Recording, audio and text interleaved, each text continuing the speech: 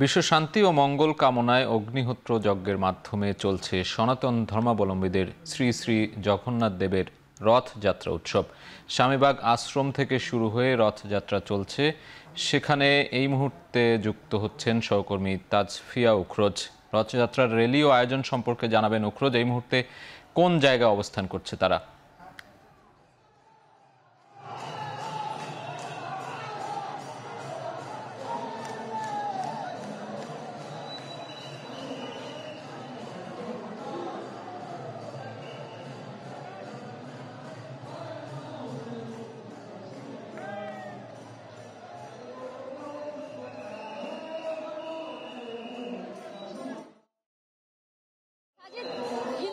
ধর্মাবলম্বীদের যে সবচেয়ে বড় উৎসব রয়েছে রথযাত্রার উৎসব, সেটি কিন্তু আজ শুরু হয়েছে এবং তার যে মূল আকর্ষণ, যে শোভাযাত্রার যে আয়োজন তারা করে থাকেন, সেটিও কিন্তু শুরু হয়েছে। এবং আমরা দেখতে পেয়েছি যে এই শোভাযাত্রাটি কিন্তু শুরু হয়েছে স্বামীবাগের আশ্রম থেকে এবং সেই শোভাযাত্রাটি কিন্তু এখন ঢাকেশ্বরী মন্দিরের দিকে এগোচ্ছে এবং আমরা এই মুহূর্তে ঠিক প্রেস ক্লাবের সামনে রয়েছে এবং এই যে শোভাযাত্রাটি রয়েছে এটি প্রেস ক্লাবের পর দোয়েল চত্বর হয়ে ঢাকেশ্বরী মন্দিরে গিয়ে থামবে এবং সেখানে যে এই যে রথযাত্রার যে অন্য আনুষ্ঠানিকতাগুলো রয়েছে সেগুলো কিন্তু সেখানে তাই ভক্তরা, হাজারো যে পুণ্যার্থীরা রয়েছেন তারা আসলে সেগুলো পালন করবেন। এছাড়া আরেকটি বিষয় এখানে বলতে চাই, এই রথযাত্রা উপলক্ষে কিন্তু আইন শৃঙ্খলা বাহিনীর যে তৎপরতা সেটি আসলে চোখে পড়ার মতো। আমরা দেখতে পেয়েছি যে এই যে র্যালিটি রয়েছে সেটির সামনে এবং শেষে এবং মাঝখানের বিভিন্ন পয়েন্টে কিন্তু আইন শৃঙ্খলা রক্ষাকারী বাহিনীর সদস্যরা কিন্তু তাদের যে দায়িত্ব সেটি তারা পালন করছেন, যাতে করে এই যে র্যালি রয়েছে সেখানে অনাকাঙ্ক্ষিত কোনো ঘটনা না ঘটে। এছাড়া এই যে শোভাযাত্রাটি রয়েছে সেটিতে আমরা দেখতে পাচ্ছি যে ভক্তরা যারা রয়েছে তারা বিভিন্ন রকম যে আনুষ্ঠানিকতা রয়েছে সেগুলো তারা পালন করছেন এবং তাদের শোভাযাত্রাটি নিয়ে তারা ঢাকেশ্বরী মন্দিরের দিকে আসলে এগোচ্ছেন এবং আমরা জানি যে আসলে রথযাত্রা উপলক্ষে আমরা জানি যে অন্যান্য যে আনুষ্ঠানিকতাগুলো রয়েছে যে সেগুলো কিন্তু পালন করা হবে এবং এই যে র্যালিটি রয়েছে সেটি কিন্তু ঢাকেশ্বরী মন্দিরে গিয়ে শেষ হবে। তো এই ছিল আমার কাছে রথযাত্রার যে শোভাযাত্রা, সেখান থেকে সব শেষ। এই মুহূর্তে ঐতিহ্যবাহী ধামরাই রথযাত্রা উৎসব প্রাঙ্গণ থেকে যুক্ত হচ্ছেন সহকর্মী সিউল আহমেদ। সিউল, জানাবেন যে কখন উপস্থিত হবেন স্বরাষ্ট্র উপদেষ্টা, তার এই উদ্বোধন করার কথা রয়েছে এবং এই আয়োজনের বিস্তারিত জানাবেন।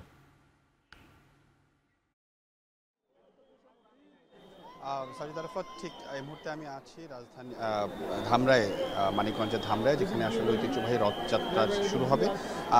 এখানকার যে যারা আয়োজনকারী আছেন তারা বলছেন যে স্বরাষ্ট্র উপদেষ্টা বিকাল 5টা নাগাদ এখানে আসবেন, তবে এখনও পর্যন্ত তিনি উপস্থিত হয়নি। তবে এখানকার যারা আইন শৃঙ্খলা বাহিনী আছেন তারা পুরোপুরি প্রস্তুত রয়েছেন যে যাতে কোনো ধরনের অনাকাঙ্ক্ষিত ঘটনা না ঘটে। আমরা দেখেছি 3 স্তরের যে নিরাপত্তা সেটি নেওয়া হয়েছে, সেনাবাহিনীকে এখানে ডিপ্লয়েড করা হয়েছে, সেনাবাহিনীর অনেক সদস্যদেরকে আমরা দেখেছি এবং একই সাথে আপনাকে মনে রাখি যে এই যে রথযাত্রা সেটি কিন্তু 5টা 15-তে শুরু হওয়ার কথা রয়েছে এবং এই 5টা 15-তে রথযাত্রা শুরু হবে এবং এই রথযাত্রা ফিরতি রথযাত্রা ঠিক 9 দিন পরে 6 জুলাই এই ফিরতি রথযাত্রা কিন্তু হবে। আপনাকে আরেকটি বলে রাখি যে হিন্দু সম্প্রদায়ের পবিত্র যে উৎসব রথযাত্রা সেটি আসলে দুপুর 3টার আনুষ্ঠানিকতা শুরু হয়ে গেছে। বাংলাদেশের যে ইসকন রয়েছে সেই ইসকন বাংলাদেশের পক্ষ নিয়ে বাংলাদেশে প্রায় 128টি রথযাত্রা কিন্তু হবে, অনুষ্ঠিত হবে। এবং একটি বিষয় আপনাকে বলে রাখি সেটি হচ্ছে যে এই রথযাত্রা আসলে যেই 128টি রথযাত্রা হবে তার মধ্যে বলা হচ্ছে যে এটি কিন্তু এশিয়ার মধ্যে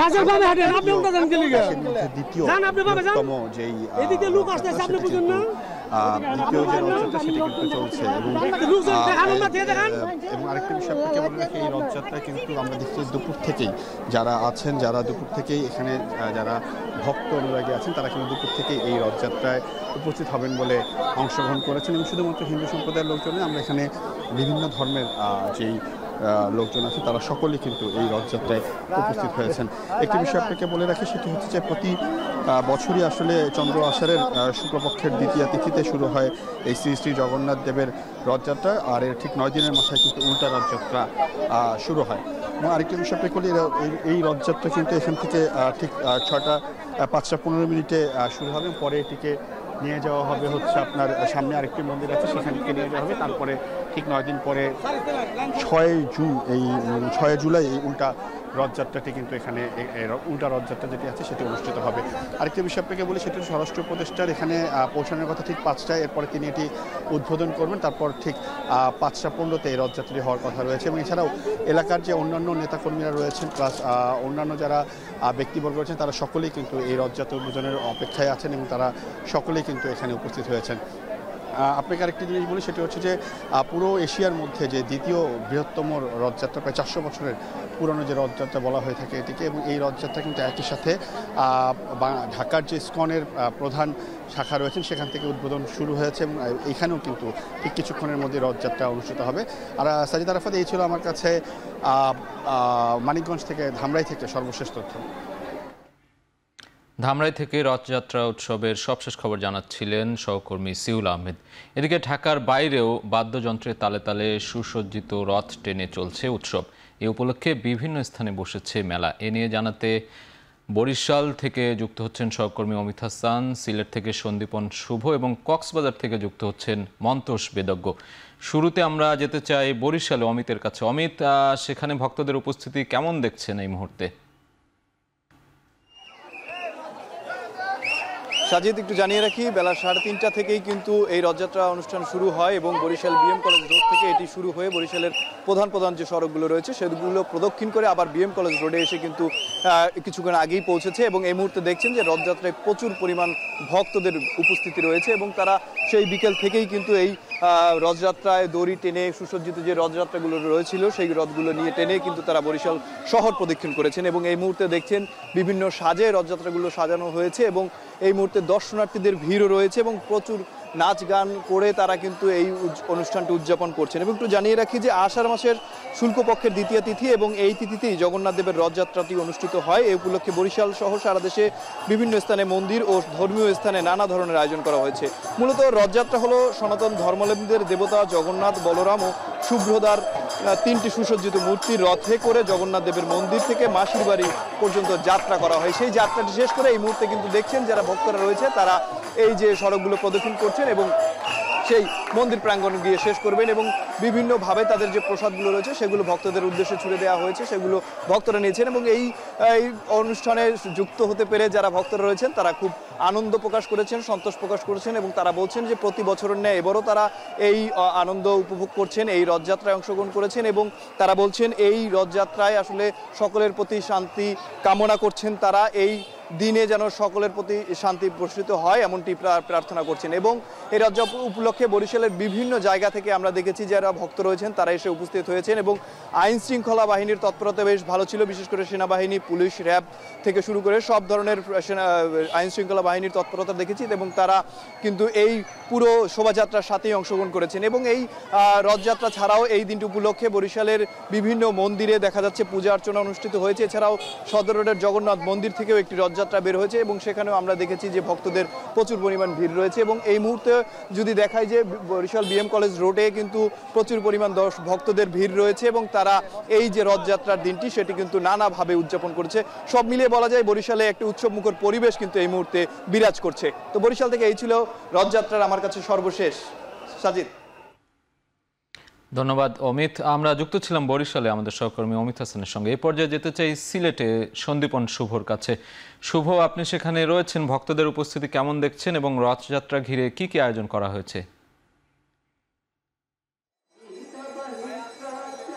সাজিদ, আমি যেখানে দাঁড়িয়ে আছি এই মাঠে কিন্তু 200 বছর যাবৎ সিলেটের রথযাত্রা অনুষ্ঠিত হয়। এই উৎসবটি কিন্তু আসলে সবাইকে রঙিন করে তোলে এবং ধর্মীয় ভাবগাম্ভীর্য বজায় রেখে কিন্তু উৎসবময়তায় মেতে ওঠেন সবাই। এবং এই মুহূর্তে সিলেটের নগরীর যে রিকাবি বাজার, সেই রিকাবি বাজার রথের মাঠ হিসেবে সুপরিচিত, সেই মাঠে কিন্তু যজ্ঞ শুরু হয়েছে। সেই যজ্ঞে কিন্তু ইতোমধ্যে আমরা দেখতে পাচ্ছি সনাতনীরা তাদের ভক্তি নিবেদন করছেন, শ্রদ্ধা নিবেদন করছেন এবং পুষ্পার্ঘ্য নিবেদন করছেন এবং তাদের এই আরতি এবং আরতির পরে কিন্তু ভজন কীর্তন, তারপর প্রসাদ নিবেদন শেষ হলে এই রথটি কিন্তু নগরীর বিভিন্ন জায়গায় বেরিয়ে পড়বে, অর্থাৎ তাদের যে বিভিন্ন দেবালয়ে আবার পৌঁছে যাবে। একটু তথ্য জানিয়ে রাখতে চাই, আজকে কিন্তু সিলেট নগরীর 25টি মন্দির থেকে এই রথ এখানে এসেছে।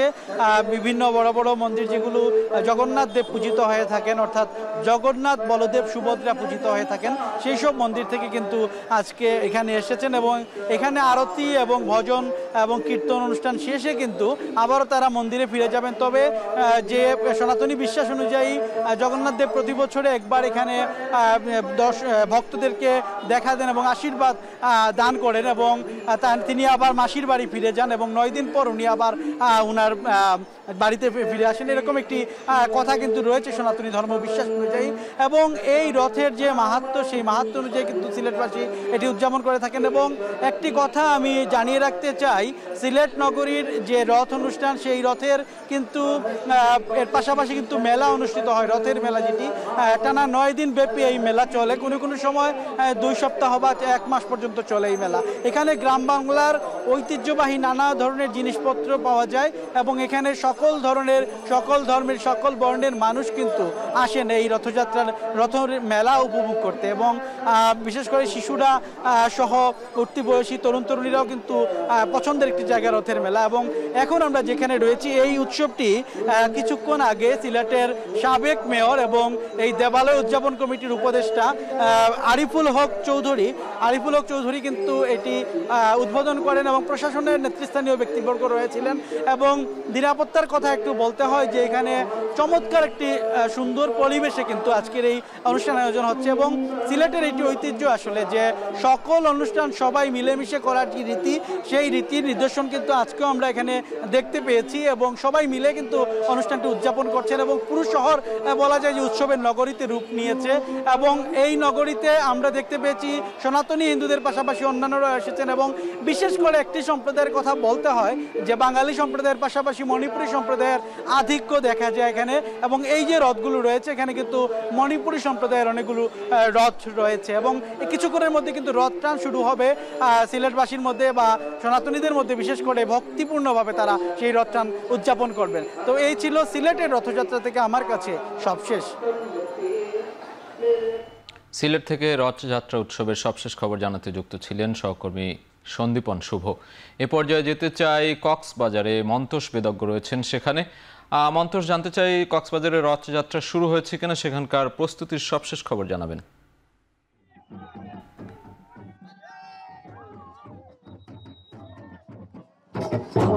কক্সবাজারে যে রথযাত্রা শুরু হয়েছে, এটি বিকেল 4:30 নাগাদ আসলে শুরু হয় এবং এখন পর্যন্ত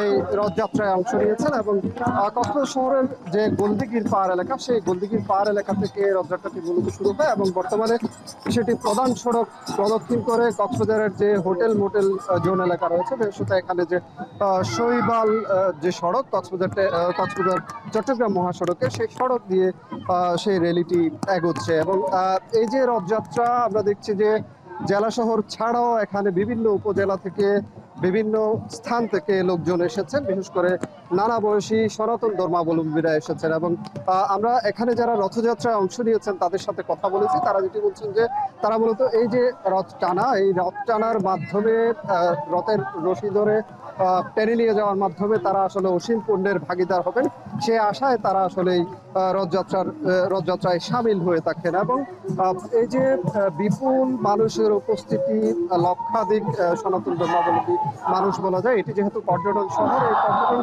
শহর ঘিরে এই যে উৎসবের একটি আমেজ, সেটি কিন্তু এখানে যারা কক্সবাজার শহরে ভ্রমণে এসেছেন দেশের বিভিন্ন প্রান্ত থেকে, তাদের কাছেও একটি উৎসবের কারণ হয়ে দাঁড়িয়েছে। এবং সড়ক জুড়ে যেহেতু বিপুল মানুষের উপস্থিতি রয়েছে, সড়কের দুপাশেও আমরা দেখছি যে লোকজন এই রথযাত্রাটিকে দেখছেন এবং সনাতন ধর্মাবলম্বী যারা রয়েছেন তারা মূলত এই রথযাত্রায় অংশ নেওয়ার মাধ্যমে তাদের যে অসীম পুণ্যের ভাগীদার হওয়া, সেই কাজটি তারা কিন্তু করছেন। এবং এই যে রথযাত্রা, এটি কিন্তু আগামী 9 দিন পরে আবার যে স্থান থেকে রথযাত্রা শুরু হয়েছিল, সেই একই স্থানে গিয়ে এই রথযাত্রাটি শেষ হবে। এবং এটি কিন্তু শুধু একটি ধর্মীয় উৎসব নয়, এটি এখানকার সাংস্কৃতিক এবং এখানকার যে লোকজ ঐতিহ্য সেটিও কিন্তু বহন করে, এবং সনাতন সম্প্রদায়ের মানুষ কিন্তু অত্যন্ত আনন্দ উচ্ছ্বাসের সাথে এই দিনটি এখানে পালন করছে, রথযাত্রায় অংশ নিয়েছে। এই ছিল কক্সবাজার থেকে সবশেষ। রথযাত্রা আয়োজনের সবশেষ খবর জানাতে বরিশাল থেকে অমিত হাসান, সিলেট থেকে সন্দীপন শুভ এবং কক্সবাজার থেকে যুক্ত ছিলেন মন্তোষ বেদজ্ঞ।